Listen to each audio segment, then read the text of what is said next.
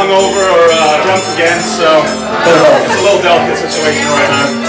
So I haven't really known Todd for that long. It's probably been about 5 or 6 years. We've been on some pretty interesting adventures together, the whole broad spectrum of human emotion.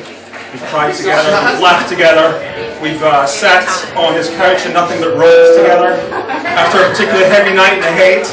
What was impressive is that he had a spare robe. I generally don't like to travel with mine, so.